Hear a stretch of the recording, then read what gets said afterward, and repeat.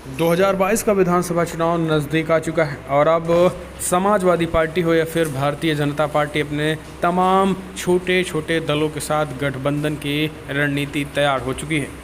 इस बीच दिल्ली और लखनऊ के बीच भी राजनीति तेज हो चुकी है। सक्रियता बढ़ गई है गृहमंत्री अमित शाह की।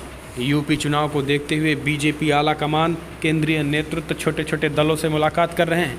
इस बीच दिल्ली में गृहमंत्री अमित शाह से मुलाकात करने के बाद यूपी में निषाद पार्टी के राष्ट्रीय अध्यक्ष ने बड़ा ऐलान कर दिया और एक तरीके से बागी रुख अख्तियार कर लिया है।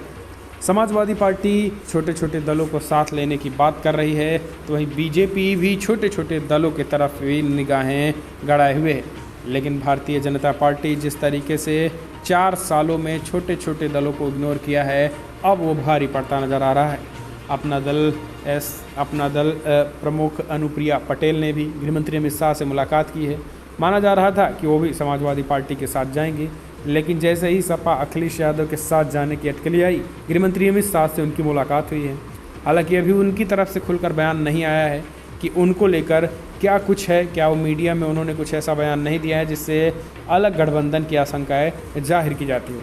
लेकिन निषाद पार्टी ने ये इच्छा जाहिर कर दी है कि अगर उनकी भारतीय जनता पार्टी जल्द से जल्द नहीं सुनती है तो वो अलग चुनाव लड़ने को तैयार हैं। समाजवादी पार्टी में भी वो जा सकते हैं, ऐसा संकेत दे दिया है। दरअसल निषाद पार्टी के प्रमुख संजय निषाद का कहना है कि बीजेपी ने वादे पूरे नहीं किए हैं। इसके अलावा उन्होंने चेतावनी देते हुए कहा है कि अगर हमारी मांगों को नहीं माना जाएगा तो फिर अन्य विकल्प तैयार है। अन्य विकल्पों में समाजवादी पार्टी को देखा जा रहा है। दरअसल समाजवादी पार्टी निषाद पार्टी के अध्यक्ष संजय निषाद गृहमंत्री अमित शाह और बीजेपी अध्यक्ष जेपी नड्डा से मुलाकात की और अपनी मांगों को उन्होंने दोहराया है। दरअसल संजय निषाद का मानना है कि उन्हें राज्यसभा भेजा जाना चाहिए और 1 सीटों पर कम से कम उनको राज्यसभा भेजा ही जाना चाहिए। इस बात को वो जोर देते हुए कह रहे हैं। संजय निषाद का मानना है कि निषाद पार्टी एक ऐसी पार्टी है जो बड़े पैमाने पर निषाद वोटरों को अपने साथ लेकर आती है और बीजेपी के साथ अगर रहेगी तो बीजेपी को इससे बड़ा फ़ायदा होगा। अब देखने की बात होती है कि निषाद पार्टी की राज्यसभा, संजय निषाद को राज्यसभा भेजने का जो ये वादा बीजेपी ने किया है वो पूरा हो पाता है 2022 विधानसभा चुनाव से पहले या फिर नहीं। लेकिन अगर नहीं होता है तो जाहिर सी बात है संजय निषाद और निषाद पार्टी बीजेपी से बगावत कर सकती है। ऐसे में छोटे छोटे पार्टियों का बीजेपी से बगावत 2022 विधानसभा चुनाव में बीजेपी के लिए मुश्किलें खड़ी कर सकता है।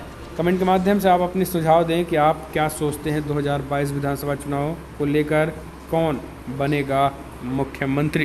कमेंट के माध्यम से अपनी सुझाव दें। इस बीच यूपी में अपना दल के विधायक भी बगावती रुख अख्तियार कर रहे हैं। प्रतापगढ़ से बड़ी खबर निकल के आ रही है, जहां पर कैबिनेट मिनिस्टर बैठे थे राज्य के मोती सिंह। उनके सामने ही अपना दल के विधायक ने थानों में बोली लग रही है। जी हाँ, थानों पुलिस प्रशासन की पोल खोल दी है। दरअसल अपना दल के विधायक डॉक्टर वर्मा ने बातों को एक तरीके से कुछ दिन पहले भी उन्होंने योगी सरकार की पोल खोली थी और कहा था कि सरकार और पूरी तरीके से एक घोटालेबाज हो चुकी है और उनके विधानसभा में भी स्वास्थ्य से जुड़े कोई व्यवस्था नहीं हो पाई है और अब अपने संबोधन में पुलिस प्रशासन की कलई खोल दी है। दरअसल आपको बता दें कि एक कार्यक्रम होना था विश्वनाथगंज में। अपना दल विधायक डॉक्टर R.K. वर्मा ने सणवा चंद्रिका ब्लॉक परिषद में पंचायत प्रतिनिधियों के प्रशिक्षण हो रहा था और इसमें कैबिनेट मंत्री राजेंद्र प्रताप सिंह भी आए थे और उनके संबोधन के बाद एक तरीके से R.K. वर्मा ने संबोधन किया और उन्होंने कहा है कि फ़िलहाल आज पुलिस अपना रवैया नहीं बदल रही है। थानों में गरीबों के साथ पंचायत प्रतिनिधियों का उत्पीड़न हो रहा है। थानों में बोली लगती है, किसान अपने खेतों की मिट्टी की खुदाई नहीं कर सकता है और माफिया पुलिस की मिलीभगत से खनन कर रहे हैं। इस तरीके की बातें सामने निकल के आई है, तो ये बड़ी खबर निकल के आ रही है। तो दोस्तों फिलहाल आज की बड़ी अपडेट में इतना ही। लेकिन आपको क्या लग रहा है 22 में कौन बनेगा मुख्यमंत्री? कमेंट के माध्यम से अपने सुझाव देना ना भूलें।